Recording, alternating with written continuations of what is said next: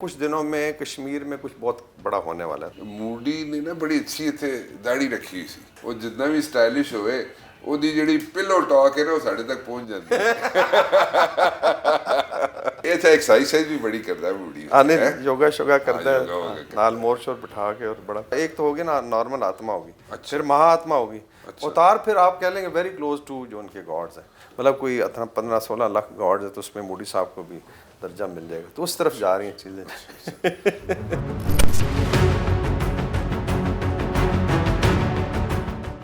देखो कुछ ਇਹਦੇ ਚ ਵੀ ਆਇਆ सर ये सत्यानाश मलक नहीं है, सत्यानाश ही मलक है ना सर। और की सत्यापाल है सर, माइंड कर जान के देखो गवर्नर रहे हैं। ओहो अच्छा और बड़ा स्पेशलिस्ट है गवर्नर, माइंड भी कर दे, माइंड करते सर। क्यों मूडी का बड़ा यार है, सो बेसिकली मतलब मूडी ਦਾ ਯਾਰ ਹੋਵੇ ਤੇ ਇਸ ਦਾ ਮਤਲਬ he is using his grey. या he is using his grey ਤੇ ਗ੍ਰੇ ਹੈ ਵੇ जी, बस वो दस रहा था ना। ਅੱਛਾ ਇੱਕ ਕੀ ਮਸਲਾ ਕਿ ਇਹ ਜਹਾਜ਼ ਵੀ ਆਪੇ ਡਿਗਾ ਦਿੱਤਾ ਤੇ ਮੁੱਦਾ ਪਾ ਦਿੱਤਾ ਜਨਾਬ ਪਾਕਿਸਤਾਨ ਦੇ ਉੱਤੇ। ਵਾਟ ਐਗਜ਼ੈਕਟਲੀ ਆਰ ਦੇ ਡੂਇੰਗ?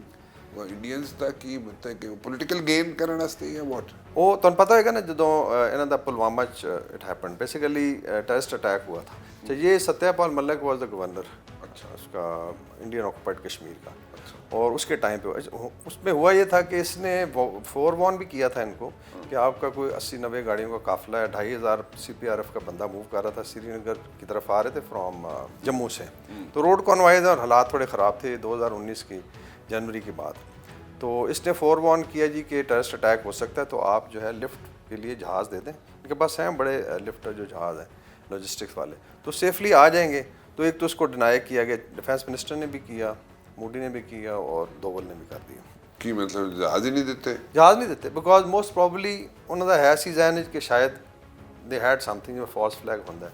अच्छा जब ये हो गया और इसमें CPRF के 40 जवान इनके मारे गए थे, तो इसने फिर कॉल की, मोदी को भी की और दोवल को भी, कि भाई मैंने बताया था इट इज़ आवर फॉल्ट, इतने बंदे मारे गए हैं, और ये तो उन्होंने कहा भाई चुप कर दो, अच्छा दड़ वट जा, ਮਤਲਬ ਕਿ ਫਾਲਟ ਜਿਹੜੀ ਸੀ ਉਹ ਇਹਨਾਂ ਦੀ ਆਪਣੀ ਸੀ, ਇੰਡੀਅਨਸ ਦੀ ਆਪਣੀ ਸੀ, ਤੇ ਉਹਨਾਂ ਨੇ ਕਿਹਾ ਕਿ ਉਹਨੇ ਕਨਵੇ ਕੀਤਾ ਸਤਿਆਨਾਸ਼ ਉਹ सत्यापाल ਜੋ ਵੀ ਸਰ ਮੈਂ ਮਾਫੀ ਚਾਹਨਾ, ਲੇਕਿਨ ਐਨੀਵੇ ਉਹ ਸਤਿਆਪਾਲ ਜਿਹੜਾ ਮਤਲਬ ਕਿ ਉਹਨੇ ਕਾਲ ਕੀਤੀ ਮੂਡੀ ਨੂੰ ਕਿ ਜਨਾਬ ਇਹ ਸਾਡੇ ਆਪਣੇ ਕੋਲੋਂ ਹੀ ਸਾਰਾ ਇਹ ਫਾਲਟ ਹੋ ਗਿਆ, ਸਾਡੇ 30-40 ਬੰਦਾ ਮਰ ਗਿਆ, ਤੇ ਉਹਨੇ ਮੂਡੀ ਨੇ ਇਸ ਨੂੰ ਕਿਹਾ ਚੁੱਪ ਕਰ ਜਾ। चुप कर।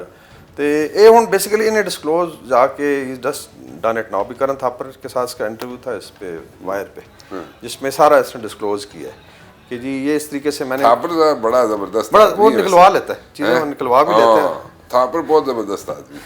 तो इसने फिर ये सारा कहा जी कि बेसिकली तीनों जो बड़े थे, चाहे वो राजनाथ सिंह था, डिफेंस मिनिस्टर था, दोवल था, और मोदी को डायरेक्टली कॉल करके भाई वी बट यू नो मुझे हंच भी था और मैंने बताया भी था, हो गया, तो उन्होंने कहा जी बिल्कुल चुप कर जाएं, बिकॉज इसका बाद में आप देखें दड़ मार। उसके बाद फिर आपने देखा कि वो इन्होंने सो कॉल्ड ट्री स्ट्राइक की, जिसमें एक कौवा मार गया था और कुछ दरख्त हमारे खराब हुए। बड़ा जुल्म किया, बड़ा जुल्म सीरियसली, एंड देन दे बड़ा अफसोस होया।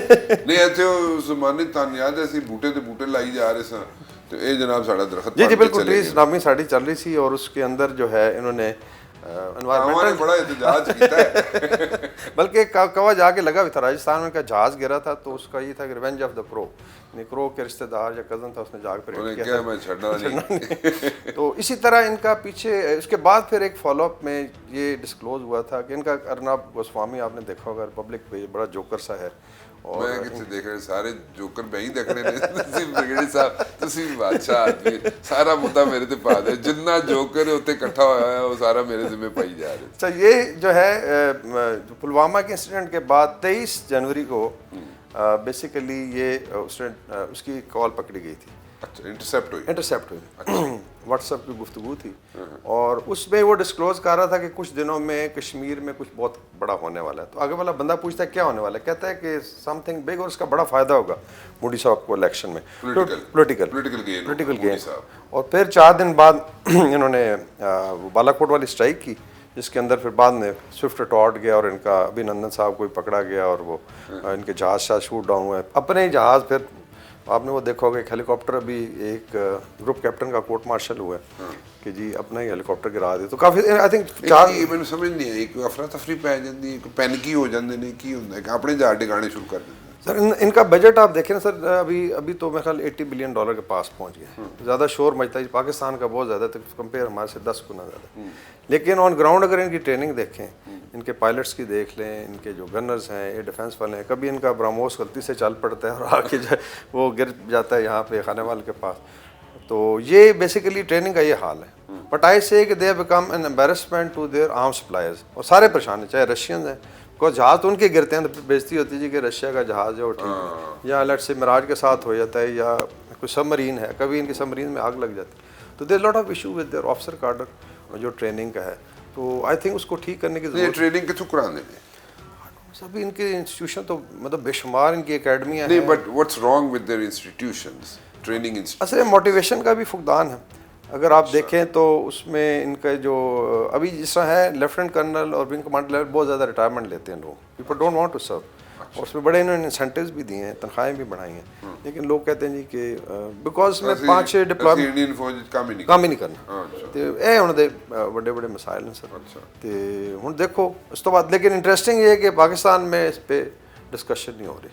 क्यों साढ़े पाकिस्तान ने की है, साढ़े पाकिस्तान ने क्यों नहीं गल करना? बिजी है ना बहुत सख्त, मतलब आप देखें busy? स्ट्रेटेजिक आपके देखें ना सुप्रीम कोर्ट है, फिर एक तरफ इमरान खान है, तरफ PDM है, कच्चे में ऑपरेशन हो रहा है, पक्के जो हो रहा है, तो वी आर वेरी बिजी। पक्के दा ऑपरेशन केड़ा है? एक कोई आइंदा आने वाले दिनों में कोई ऑपरेशन तो नहीं करने जा रहे पक्के वाला? आई थिंक ज़्यादा बेहतर आप समझते हैं, बट अब ज़रूरत है कि सर कभी कभार हो जाता है ये, और प्लेट में रख के देते हैं वो अपनी जो खबरें हैं इंडिया, कभी राहुल गांधी कर रहा होता है कभी, तो आई थिंक इधर थोड़ा देखा वैसे एक गल वैसे मेरी से नोट की थी थोड़े अर्सा पहले मूडी ने ना बड़ी अच्छी थे दाढ़ी रखी हुई सी, है ना, वेरी स्टाइलिश, लेकिन देखो स्टाइलिश आदमी है मूडी वैसे नहीं है। ਉਹਦਾ 56 ਇੰਚ ਦੀ ਚੈਸਟ ਹੈ ਜੀ, ਉਹਦਾ ਮਤਲਬ ਬੜਾ ਮਾਚੋ ਮੈਨ। लेकिन एक गल दसा मैं तुहानू, वो जितना भी स्टाइलिश होवे ਉਹਦੀ ਜਿਹੜੀ ਪਿਲੋ ਟਾਕ ਹੈ ਨਾ ਉਹ ਸਾਡੇ ਤੱਕ ਪਹੁੰਚ ਜਾਂਦੀ ਹੈ।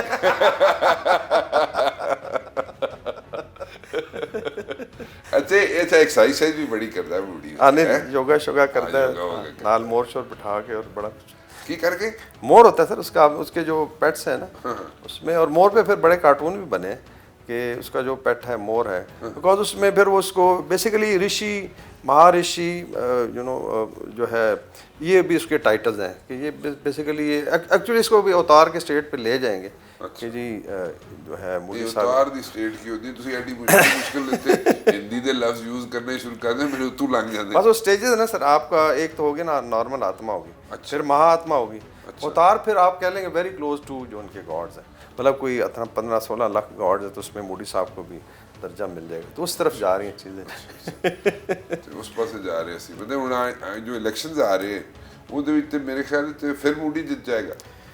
वैसे साड़ी दुआ है फिर जित जाए। हाँ साड़ी दुआ है कि 2030 तक सर चले ये कम से कम। मेहरबानी करो, आखिरी इशरा चल रहा है रमजान का, ताड़ी दुआवां कबूल होनी शुरू हो गई तो गड़बड़ी हो जाएगी। चलो ठीक है, तुसी समझदे बेहतर, मैं की कह सकदा, पर तुसी कह रहे हो साडा फायदा है। तो ਉਹਦੇ ਚ ਇੱਕ ਤੇ ਹੈ ਕਿ ਜਿਹੜੀ ਇੰਡੀਆ ਦੀ ਫਾਲਟ ਹੈ इधर ना, जिन्नियाँ भी हैं, चाहे वो उनकी लेट्स से क्लास बेस्ड हैं या आप कह लें रीजन बेस्ड हैं, जैसे साउथ इंडिया वाले बड़ा डिफरेंटली सोचते हैं, फिर इस तरह नॉर्थ ईस्ट है, मुस्लिम्स हैं अभी 22 से 25 ये साउथ इंडियंस ਜਿਹੜੇ ਨੇ ज़्यादा पढ़े लिखे नहीं ने, इसी तरह है ना। तुसी हूँ केरला तमिलनाडु अभी देखा ना, इनकी जो सिलिकॉन वैली भी तो साउथ में, इनकी जो बेंगलोर है, तो ये एक तो लोग पढ़े लिखे हैं और दूसरा इकोनॉमिकली भी दे आर वाइबल, बेहतर है, तगड़े ने तगड़े फाइनेंशियली। जड़ी काओ बेल्ट है ना दी मेनली आप कह लें जो सेंट्रल है, उत्तर प्रदेश है, गुजरात है, राजस्थान है, उधर प्रॉब्लम है। तो हम चाहते हैं सर हो, अभी चूंकि इनके अगेंस्ट महागठबंधन भी बन रहा है इनका, यानी सारी पार्टियां इकट्ठी हो रही हैं सर, हिंदी देखो हिंदी की टर्म्स समझाओ भी ना सानू सारे है, मतलब एक आप कह लें एक यूनाइटेड अलायंस बन रही, महागठबंधन। अच्छा, तो उसमें ये आई थिंक राहुल गांधी के अंडर ये इकट्ठा हो रहा है और होपफुली वो टफ टाइम देने की कोशिश करेंगे, लेकिन इसने जो आई थिंक कर लिया है, इतना डिवाइड कर दिया, तो काओ बेल्ट में क्योंकि 30-40% वोट पड़ा हुआ है वो इसी को जाता है। लेकिन हमारे लिए बेहतर है कि ताकि इंडिया की फॉल्ट लाइंस जो है वो उसको खुद ही इंप्लोड करता रहे तो साडा मतलब साडा एजेंसियां का काम आसान हो जाता है कि आप ही लगे रहेंगे ते अपने अपने आ रही लगे अपने हारे लगे रहे। देखा लेकिन उस ਕਾਂ ने बदला लिता है वैसे है ना ਜਿਹੜਾ ਕਾਂ ਇੱਥੇ ਮਾਰਿਆ ਸੀ ਨਾ ਉਹਦੀ ਫੈਮਿਲੀ ਨੇ ਜਾ ਕੇ ਬਦਲਾ ਲਿਆ ਬਿਲਕੁਲ ਹੈ ਨਾ ਇਹ ਜੋ ਹੈ ਨਾ ਉਹ ਜਾ ਕੇ ਕਿਤੇ ਕਿਸੇ ਹੈਲੀਕਾਪਟਰ ਵਿੱਚ ਵੜ ਗਿਆ ਜਾ ਇੱਕ ਤੇ ਇਹਨਾਂ ਦੇ 2-3 ਬਰਡਸ ਹਿੱਟ ਹੋਏ ਸਨ ਜਸਟ ਫਾਲੋ ਅਪ ਆਫ ਜਿਹੜਾ ਇਹਨਾਂ ਦਾ ਬਾਲਾਕੋਟ ਸੋ ਕਾਲ ਟਰੀ ਸਟ੍ਰਾਈਕ ਸੀ ਤੇ ਉਹ ਫਿਰ ਸਾਡੇ ਇੱਕ ਦੋਸਤ ਆਸਨ ਨੇ ਕਿਹਾ ਸੀ ਰਿਵੈਂਜ ਆਫ ਦ ਕ੍ਰੋ ਉਹਨੇ ਜਾ ਕੇ ਆਪਣਾ ਕਜ਼ਨ ਦਾ ਬਦਲਾ ਲਿਆ ਤੇ ਅਨਸਾਰ ਹਟਾਤਾ ਦੇਖਿਆ ਮੈਂ ਉਹੀ ਸਮਝ ਗਿਆ ਮੈਨੂੰ ਇਹ ਪਤਾ ਨਹੀਂ ਸੀ ਕਿੱਸਾ ਵੈਸੇ ਚਲੋ ਬਗੜੀ ਸਾਹਿਬ ਤੁਸੀਂ ਮੈਨੂੰ ਬੜੀ ਚੀਜ਼ ਸਮਝਾਈ ਸੀ ਵੈਸੇ ਮੈਂ ਨਾ ਤੁਸੀਂ ਬੜਾ ਕੋਸ਼ਿਸ਼ ਕੀਤਾ ਮੈਨੂੰ ਉਹ ਪਤਾ ਨਹੀਂ ਕੀ ਸੀ ਨਾਮ ਜੀ ਸਤਿਆਪਾਲ ਮਲਿਕ सत्यानाश सॉरी मैं माफी चाहना लेकिन जो भी सी मैं सत्यानाश ही मैं कह देना चलो एक ही गल है।